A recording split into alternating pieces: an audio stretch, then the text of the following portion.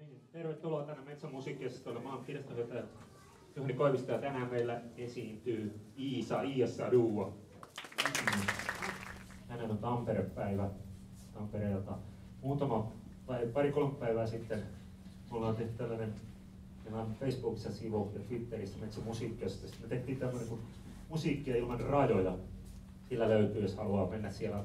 On kaikkea, mikä liittyy mihin tahansa musiikkiin maailmaan.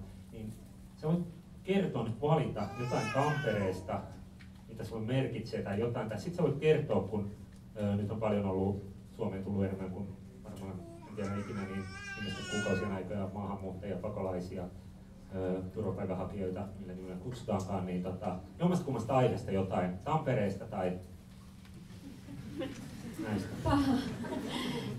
No oikeastaan mä ehkä sanoisin ihan vaan semmoisen asian, että tässä itse kun on nyt viimeisen kuukaudenkin ajan tai pari kuukautta aika lailla ollut niin keskittynyt tähän omaan musajuttuun, levy on tullut ulos ja puhuu omasta itsestään ja omasta musiikistaan ja sitten samalla maailma jotenkin kuohuu ympärillä aika kovaa ja siinä välillä tulee sellainen ristiriita, tai oikeastaan siinä meinaa tulla sellainen ristiriita, että hätkähtää, että voiko mä niinku oikeasti vaan puhua tässä jostain rakkausasioista, löpistä ja puhua musasta, mutta sitten se tuntuu musta jotenkin kuitenkin loogiselta ja hyvältä, että totta kai mä niinku myös seuraan aikaani ja maailmaa ja on huolissani niistä kaikista teemoista, mistä varmasti me kaikki muutkin ollaan ja mietin niitä kovasti ja autan parhaani mukaan, mutta sitten mä kuitenkin jotenkin se vaan kolahtaa muuhun, että miten paljon oikeasti musiikissa on voimaa, että se, että pystyy niinku tuomaan ihmisten arkeen myös jotain